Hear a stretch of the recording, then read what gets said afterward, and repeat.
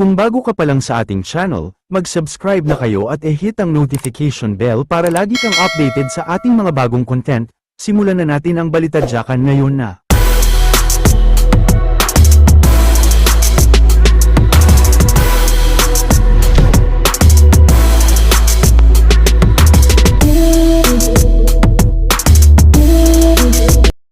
Bago ang lahat, nais namin manawagan ng tulong sa mga nasalanta ng nagdaang bagyong Karina at ng habagat. Bukas pa rin po ang TV5 Alagang Kapatid Foundation para sa inyong mga donasyon kagaya ng cash, pagkain at gamot na maaaring makatulong sa mga biktima ng kalamidad sa Metro Manila. Mangyari lamang pong mag-donate sa mga bank account numbers na nakikita nyo sa inyong mga screen at pwede ring ihatid ng diretsyo sa TV5 Media Center ang inyong mga donasyong pagkain at gamit. Maraming salamat po. Magbayanihan tayo. Jojo Nons at Richard Cruz, hiniling sa GMA Network na ibasura ang reklamo ni Sandro Mulak. Hiniling ng kampo ng independent contractors ng GMA na sina Jojo Nons at Richard Cruz na ibasura na ang reklamong isinampa laban sa kanila ni Sandro Mulak. Ayon kay Attorney Abraham Garduque, wala umanong sapat na ebidensya ang kampo ni Sandro na makakapagpatunay na may ginawa ngang kahalayan sa kanya si Cruz at Nons matapos ang GMA Gala 2024. Nabasa na rin umano ni Garduque ang mga pahayag ni Sandro at sinabing hindi ito tugma sa mga ebidensya na hawak nila. Isa sa mga binahagi ng abogado ay ang pahayag ni Sandro kung saan ay siya umano ang pinapunta ni Cruz at Nons sa kanilang hotel room. Ngunit ayon sa mga text message na nakalap niya ay si Sandro umano ang nagtanong kay Cruz at Nons kung pwede ba siyang pumunta sa kwarto nila. Mr. Nons and Cruz dispute all the allegations in the complaint and move for the dismissal thereof not only for lack of evidence, but worse due to the fact that the own evidence of the complainant is contrary to his allegations in the complaint, ayon sa ibinahaging mensahe ni Garduque sa website na abogado. Marami pa umano silang ilalabas na ebidensya para sagutin ang mga paratang ni Sandro. Samantala, naniniwala ang ama ni Sandro na si Nino Mulak na talagang binaboy ang kanyang anak at binabaligtad lamang sila ng kampo nila Cruz at Nons upang malihis ang atensyon ng mga tao sa tunay na issue. Nag-umpisa na ang hearing sa Senate of the Philippines sa pangunguna ni Senador Robin Hood Padilla. Hindi napigil ang maiyak ng dating child superstar na si Nino Mulak habang sinasalaysay sa hearing sa Senado ang traumatic experience ng kanyang anak na si Sandro Mulak noong GMA Gala. Yung mga anak namin tinuruan namin na gumalang. Si Sandro nung nagsabi siya sa akin na gusto niya mag-artista sabi ko, Sage pero hindi kita tutulungan.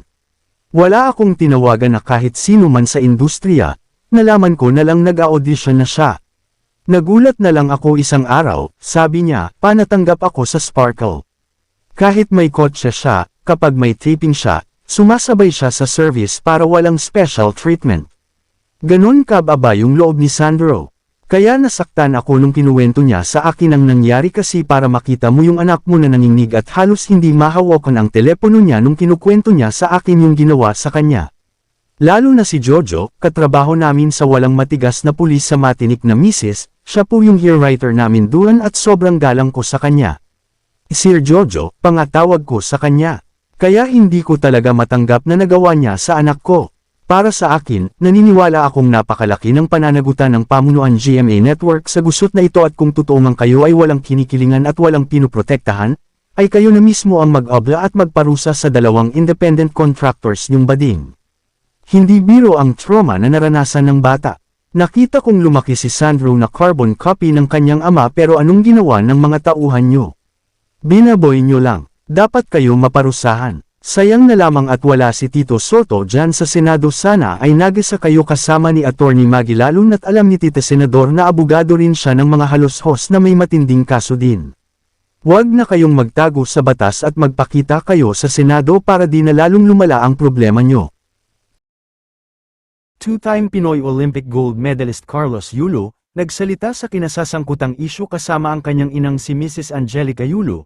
Ayon sa batang atleta, hindi talaga siya aware na inuubos ng kanyang ina ang incentives na nakuha niya sa pakikipaglaban sa mga sporting events at may hinalang ginagamit niya umano ito sa pagsusugal. Nagkaroon din sila ng alitan tungkol sa panghuhusga ng ganyan ina sa kanyang nobyang si Chloe San Jose. Aniya, never itong umasa sa pera ni Kaloy, salungat sa paratang ng kanyang ina. Narito ang kanyang buong pahayag. May mga gusto lang po akong i-clarify doon sa mga interviews at mga sagot ng nanay ko po sa mga interviews niya po.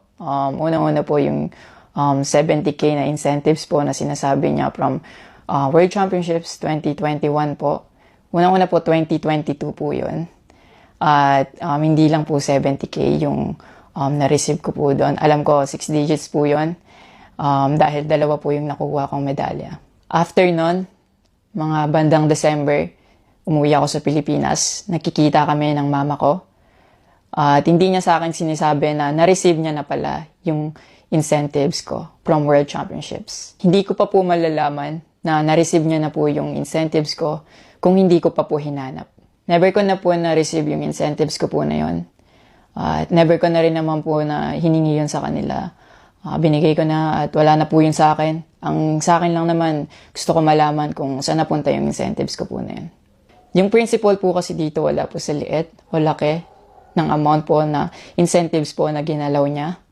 Kundi po sa pagtago at paggalaw niya nang wala ko pong consent, yung pinapoint ko po sa kanya. At yung about sa red flag daw po si Chloe na sinabi ng mama ko, hinusgahan niya po agad si Chloe sa pananamit at sa pag-akto po niya. Magkaiba po ng kinalakihan. Unang-una, lumaki si Chloe sa Australia at ayun yung nakagisnay niyang culture. At ibang-iba po talaga sa Pilipinas kung paano tayo gumalaw, magsalita o manamit po. At yung about po sa yung mauubos po yung anak ko, nasabi po ng mama ko. Unang-una po si Chloe po may sarili po siyang income. Lahat po ng nakikita yung gamit o yung pag-travel niya kung saan-saan po. Galing po yun sa pinagpaguran niya po. At bakit naman po ako mauubos? Gaya nga po ng sinabi ko, si Chloe po may sarili po siyang income. And lahat po ng bank account ko po nasa mama ko po. At may mga instances po talaga na si Chloe po yung sumasalo sa akin that time po. Bukod sa incentives po, nasa kanya din kasi yung bank account ko sa monthly allowances sa pag-gymnastics ko. And nung nakuha ko na yung bank account ko po na yun, doon ko po nalaman na inuubos niya po yung laman nun. And nasa akin po yung mga bank statement ng withdrawal po na ginagawa niya po. Sabi niya po nagsimula daw yung hindi namin pagkakaintindihan dahil kay Chloe daw po. Opo, totoo po yun. Dahil ever since unang-una pa lang, ayaw niya na kay Chloe kahit hindi niya pa po nakikita or nakikilala in person. And mas nagkalabuan po kami nung naglagay po ako ng boundaries sa relationship ko. Kasi pinaglaban ko po si Chloe dahil gusto ko po siya. Yung about sa training camp na kinikwento niya na si Chloe dapat wala na daw doon, sabi ng former coach ko pagdating nung dalawang magti-training camp doon. Usually, kapag magti-training camp kami, palaging naka-hotel. And miscommunicated yon na doon pala sila sa akin na mag-i-stay. Hindi rin totoo na pagpunta nila doon, nung dalawang bata, dapat wala na si Chloe kasi sabay-sabay silang pumunta doon. Actually, nagulat pa yung former coach ko kasi nandun si Chloe. Winelcome naman namin sila talaga. Nag-prepare kami para sa kanila. So, hindi ko alam kung bakit ganun yung mga sinasabi niya. At yung sinasabi niya po na yung dalawang bata po dahil si Chloe yan doon, yung nakabalandra daw yung puwet po. Bilang nakakatandang kapatid po, bilang boyfriend ni Chloe po, at bilang ate at kuya po, kami po aalagaan po namin sila. Hindi namin po gagawin yung mga iniisip niya na ganon ang dumi niya mag-isip at hindi appropriate yon para sa akin at disrespectful yon actually sa akin and kay Chloe po. And yung sinasabi niya na so dapat wala daw pong outsider or guest po doon sa apartment ko po. Di din po yung totoo kasi wala naman pong naka-indicate or nakalagay sa contract na bawal yung guest or outsider sa loob po ng apartment po. And actually, invited po si Chloe ng former coach ko from Japan nung SEA Games pa lang po sa Vietnam. So, sinabihan kami na invite mo na lang si Chloe sa Japan and dun kayo mag-hangout. Sabi niya pa na feeling niya daw nilalayo ako ni Chloe sa kanila. Unang-una po yun, months before nun, kasi uuwi ako parang 3 days yun. Sinabihan ko na sila na mag-i-spend time ako kay Chloe. Nagpunta kami sa Baguio. Sinama ko si Chloe. Nag-spend time kami. Nakikipaghalubilo naman po kami. Hindi naman ako nilalayo ni Chloe. Actually, pumunta pa kami sa Pangasinan. Like, nakipag-ano po kami doon. Parang meet and greet. Yeah. Tapos after nun, nagpunta tayo ng Baguio.